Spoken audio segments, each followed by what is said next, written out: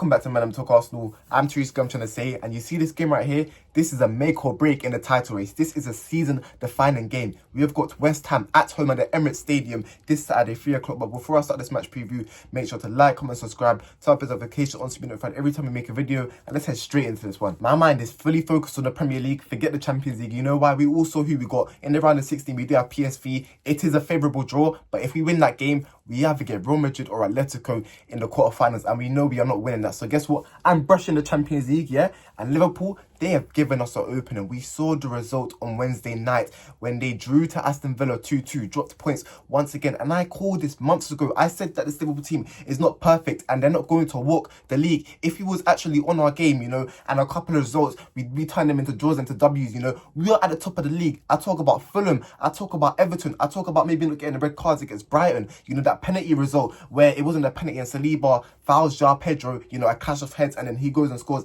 That game ends 1-1. You know what I mean? It's just a couple of bad results that if we win them games, if luck was on our side, we are top of the league, because this Liverpool team is not the greatest. Right now, they are moving like Mohamed Salah FC, bro. And even him, he's not been performing the best, but it's his GA. It masks his stinkers every single game. And you know what?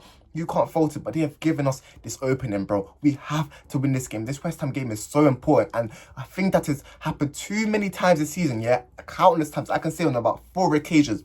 Liverpool, they go and drop points, and then we play next, we fail to capitalise. And you know what, let me be real, I actually think the league is over, but it's not about what I think, it's about what them players think and believe. Do they believe they can go on and win the season? Do they believe they can win every game from now in the season? They have to believe, because if they don't believe, then who will? Forget what the fans say, yeah, oh, we're negative, this, that, yeah, prove us wrong on the pitch. We all want to be proved wrong. You need to do it. You need to show us in this game. Listen, as we all know, our attack is as thin as ice. It is terrible. We have got no attacking options. Raheem Sterling ball in a title race is killing me right now, I'm not gonna lie. But let's be real, this West Ham team, they have been so underwhelming and poor this season. And actually, bro, I think at the start of the season, I predicted them to finish like top 8. I'm gonna be so real with you lot, yeah? Because of the signings they made. They signed Somerville, Full Crew, Bearman, man, and I'm thinking, rah, this is actually looking like a really good team, you know, a team that did well in Europe as well. So I'm like, okay, cool, they're gonna finish top 8. Boy, I was proved wrong. I think they're like 16th in the league. You know, they're just below Manchester United and Tottenham. That's how you know they're in the mud right now, man.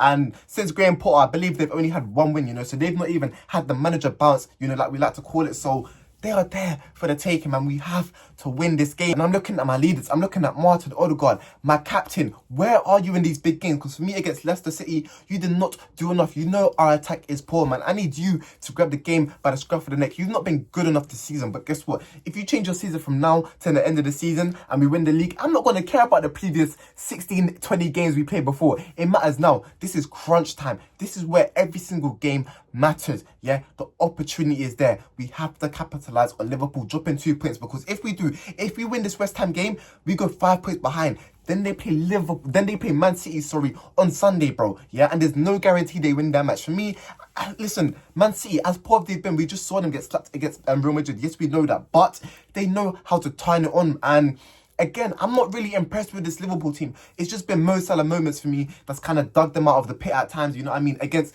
Wolves, they deserve to lose that match, or a draw at least, you know what I mean? But Wolves, they couldn't finish to save their lives. They got what they deserved against Everton, and the same with Aston Villa. Aston Villa could have even won it in the last minute, you know, with that Marlon shot. So if Man City actually turn up, then they're still a very good side, man. So that's not going to be an easy game. And let's not forget as well, it is at the Etihad, so they also have the advantage, you know, that it's at home. I feel like Man City can do us a favour in that game. And then if Man City actually win that game, the gap difference is 5 with a game in hand. So if we win every single game of the season, you know what? We win the league. You know why? Because we still have to go to Anfield. We still play Liverpool. If we win every game from now to the end of the season, we win the league. Not to say it's going to happen, because listen, I know, I'm not deluded. We're going to drop more points from now to the end of the season. I know this, so don't come for me in the comments. I'm just stating the fact. If we win this West Ham game and Liverpool lose the Manchester City game, the league title is now in our hands, yeah? The pressure is on us. We have failed too many times when the pressure is on us. In the FA Cup and the Carabao Cup, a couple of games in the Premier League as well, you know, where we had the chance to go to the top of the league and we didn't win the match. Listen, none of that rubbish now.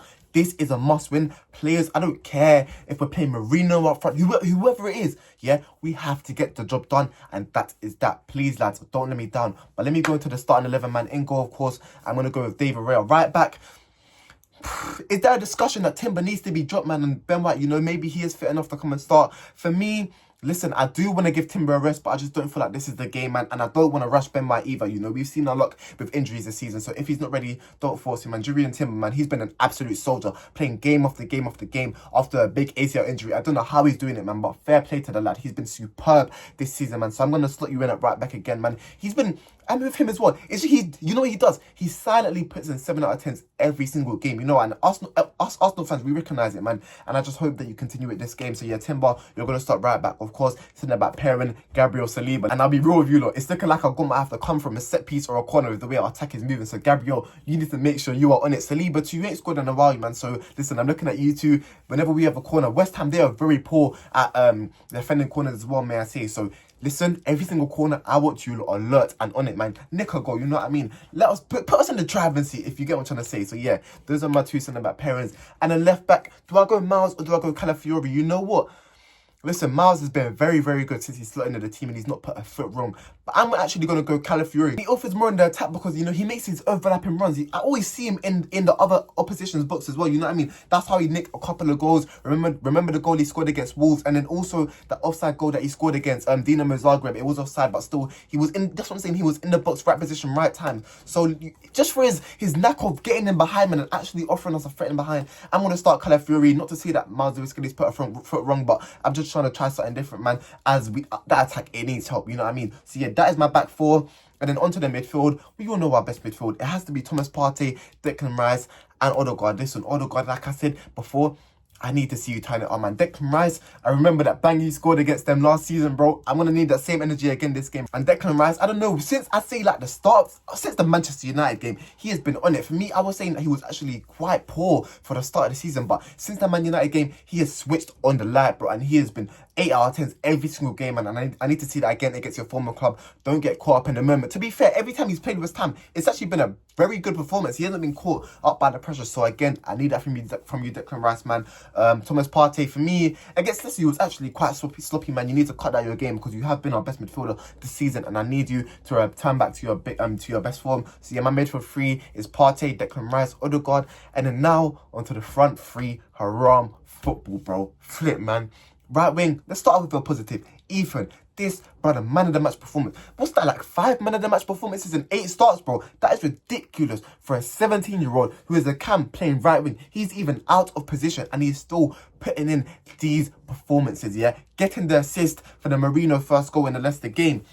And it wasn't just the assist as well. He was our only threat. So listen, he's starting again. And it's sad that we're putting all the pressure on the 18-year-old, 17-year-old. But what can we do? We're in this position now. And for me, he's ready for it, man. He should have been playing from when Odegaard was out. And it's sad to see he's only been starting since Saka was injured, man. But listen, I'm trusting him again. And I'm not the only one that's trusting him. Everyone in this fan base will. Ethan, you're going to start right wing. Left wing, I'm sorry to say it, but I'm going to start with Sterling and then I'm going to start with Trossard, striker. And the reason why, let me tell you why I'm not going to start Merino up front is because, listen, he came on and he scored the 2 goals against Leicester City. But let's not get caught up in the moment. It worked with him coming off the bench, yeah? So why are we going to change that? What if he starts now? West Ham, they nullify it. And they even play a 5-back, I believe. So what if he plays, they nullify him? Who do we have coming off the bench? Raheem Sterling.